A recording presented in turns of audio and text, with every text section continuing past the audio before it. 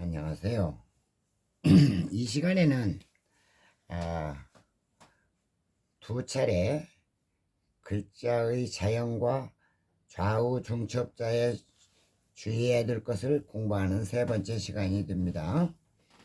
자, 먼저 끊을 절자를 한번 보겠습니다. 실사부가 되겠습니다.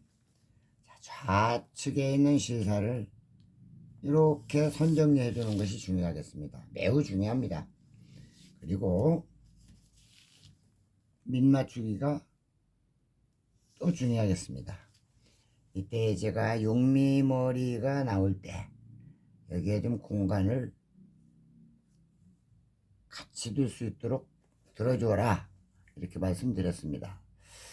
그리고 여기에서 중요한 것 하나 설명을 하겠습니다. 이 부분이 너무 가늘지 않도록, 가는 것은 너무 좋지 않다, 가늘게 하지 말아라. 왜냐면 우리 팔병 중에서 이 부분이 너무 가늘면 봉요라고 하는 벌허리라고 하는 병필에 해당이 되기 때문에 주의할 것입니다. 기억하시기 바랍니다. 실사의 왼쪽 부분도 이런 정도 정리를 해주시고 단정하게 좌측에서 자리할 수 있도록 해주면 좋겠습니다. 점은 서로 주고 마지막 받는 것으로, 그 다음에 여기 이때에도 글씨의 좌우 포진이 양쪽을 넘나들지 않도록 주의하는 것이 있겠고요. 이 실사의 내리비침, 하나는 탁 정도, 하나는 약흙 정도, 이렇게 조금 변화가 되게 그어주면 좋겠습니다. 여기에서도 점이 너무 무겁거나 크지 않도록 적절하게 처리해 주시는 게 좋겠습니다. 여기 클 것자, 강할 것자라고도 합니다. 여기에서 이건 보공입니다. 보공은 우리가 공간에 조금 보호를 해준다. 뭐 흑토의 오른쪽에 점이 있다든가 이런 것이 다 보공입니다. 보공점이라고 합니다. 여기 없어도 되는 것을 찍어 놓은 걸 얘기하고 있습니다. 두 개 다 찍으면 신해신이니까 글씨가 잘못되겠습니다. 자, 여기 쇠군부 이렇게 맞췄습니다. 그러니까 여기와 공간이 또 형성이 됐다. 이번 시간에 공부하는 것은 좌우 중첩에 서로가 좌우의 자리를 존중해주는 모습으로 글씨를 쓰자라는 것을 말씀하고 있습니다. 이때에도 간격이 좀 중요하겠습니다. 이런 글자들은 약간씩 밑으로 넓은 건 좋지만 우회로 넓고 밑으로 밀리는 것은 좋지 않다. 요 전반적인 글씨에 편안한 글씨긴 하지만은 그래도 이 오른쪽 클 거가 너무 솟는다든지 아래로 가지 않도록 잘 처리를 하시고, 쇠금자의 이 약흙이 너무 길지 않게 가는 것이 또 좋겠습니다.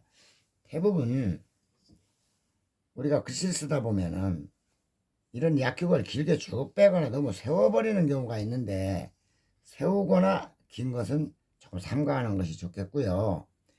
그 다음에 이제 여기서도 간법, 한 번씩 잘, 여기는 한 칸 반 정도가 좋겠습니다. 이렇게 맞춰서 정리를 하시면 되겠습니다. 그 다음에 사례할 사자, 삼중첩이네요. 말씀은, 자, 제가 왜 이 글자를 골랐느냐면, 이 삼중첩 때에도 가능하면 옆집에 쳐들어가고 침범치 않는 것을 좀 주의하자. 어쩔 수 없이 조금 갈 수 있는 건 어쩔 수 없지만 부닥이고 닿고 또 너무 깊이 나무 집에 들어가고 이렇게 정리되지 않는 것을 한번 공부해 보자고 이렇게 이 글자를 뽑은 것입니다. 윗정리, 그 다음에 아랫정리가 좀 재미있게 됐어요. 이렇게 됐어요. 가운데 있는 몸신에 이 깔꼬리 적입니다. 두 적이 있는데 같이 맞추려다가 오른쪽을 조금 크게 하기 때문에 조금 올려서 했습니다. 요런 정도 올렸습니다. 약간 올렸는데요. 올린 듯. 이때에 왼쪽은 동생, 오른쪽은 형을 만들어주는 게 좋습니다. 같아도 좀 문제가 있고요. 쌍둥이니까. 이런 거는 왼쪽보다 오른쪽이 약간 크고 강하게 한다. 획도 오른쪽이 약간 두꺼워지는 맛. 이게 좌강우약, 좌강우약 이렇게 쓰면 반대가 되니까 좌약우강으로 항상 정리를 해주시라.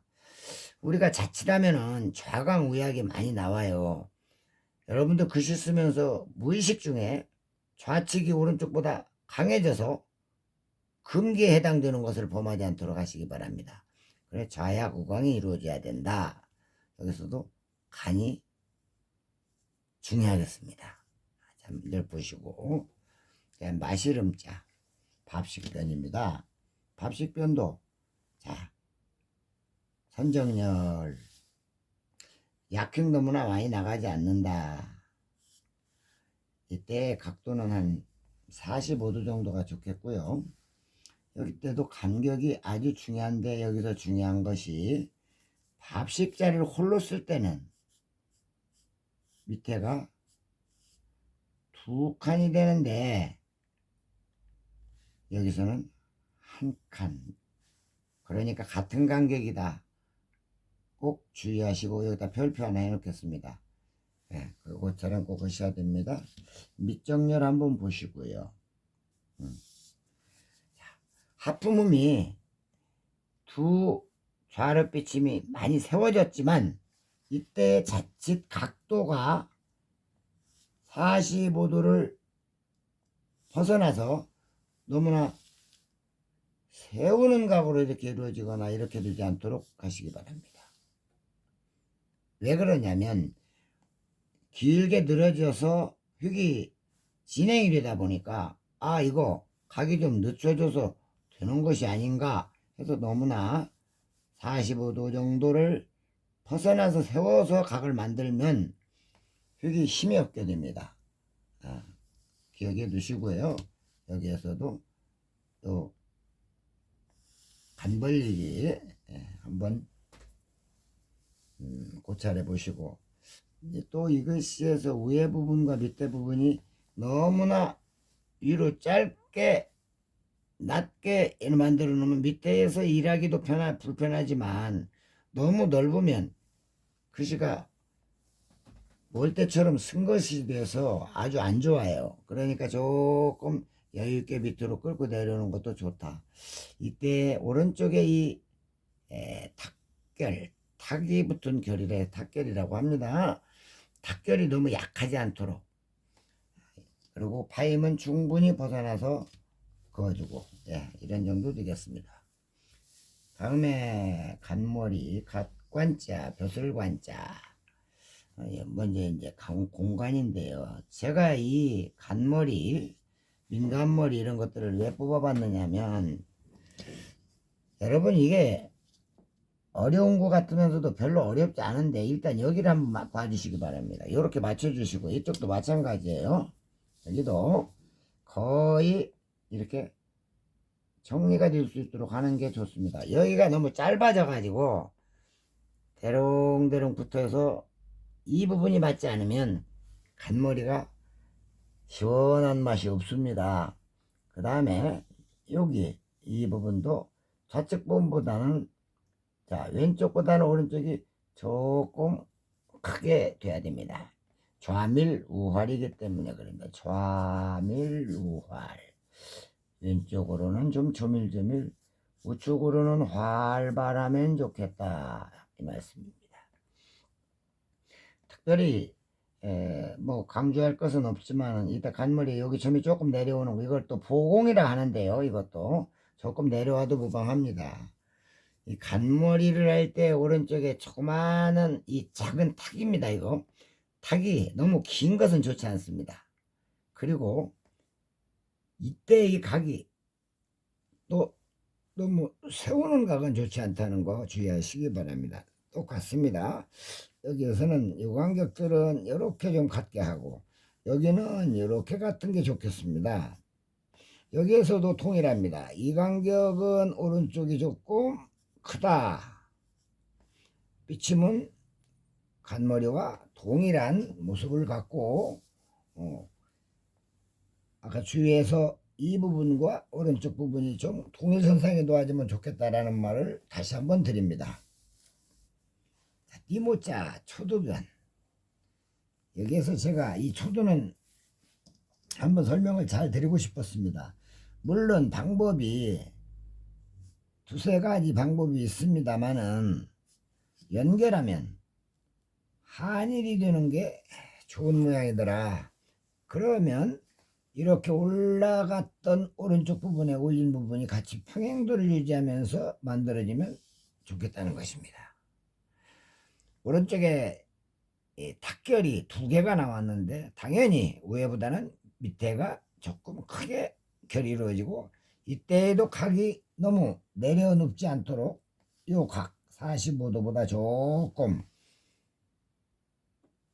되게 된다. 이거 되게 된다고 그럽니다. 이거 이제 조금 작게 되는 것을 너무 느슨하게 또 한 60도나 되게끔 이렇게 돼서 이렇게 붙어버리면 이거 힘이 없어서 안 좋다고 말씀을 드렸습니다. 자, 여기에 삐친 약획도 이런 정도 정리가 좋겠습니다. 너무 길게 나가면 글씨가 어수선해 보입니다. 여기에서는 이 공간보다는 밑에 공간이 조금 크게 해줘야 좋습니다. 중심이 좀 어려울 텐데요. 초두의 중심선을 밑에 쭉 내려와서 휘었지만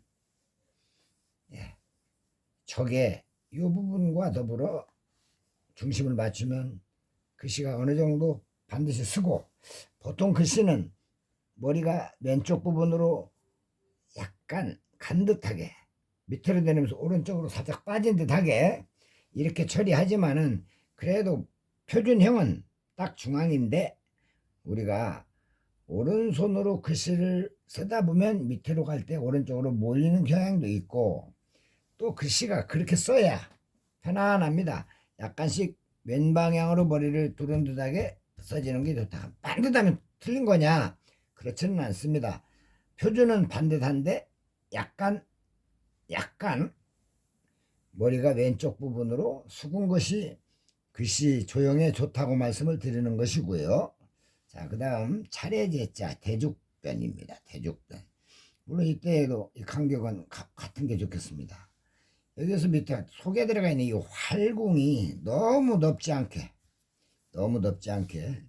그리고 여기에서 이 대죽의 양한일이 인상도가 거의 한일이 올라간 각과 유사하게 하면서 점점점 수평으로 풀어오듯 이렇게 정리하는 것이 좋겠습니다.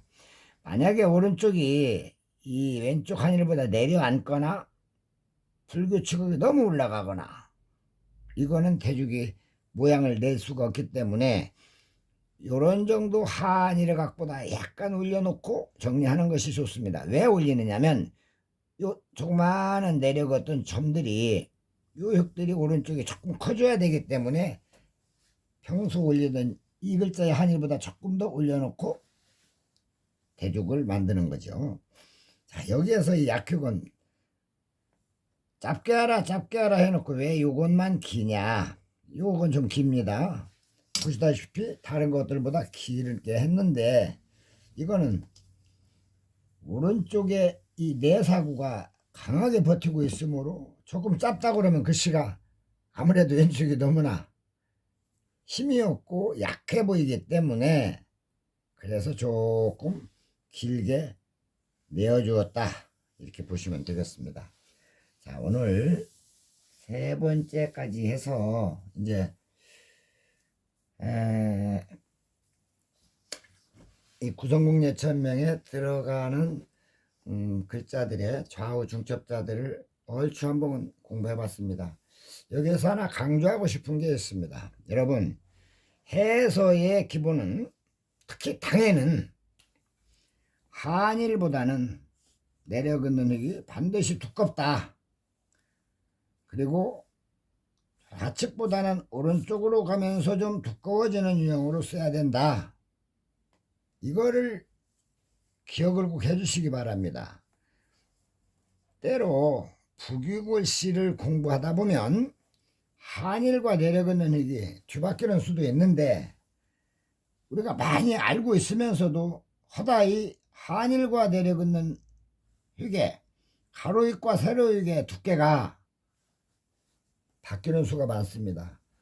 꼭 기억하셔서 가로익보다는 세로익이 반드시 두껍게 처리되는 글씨를 쓰시기 바랍니다. 마치겠습니다.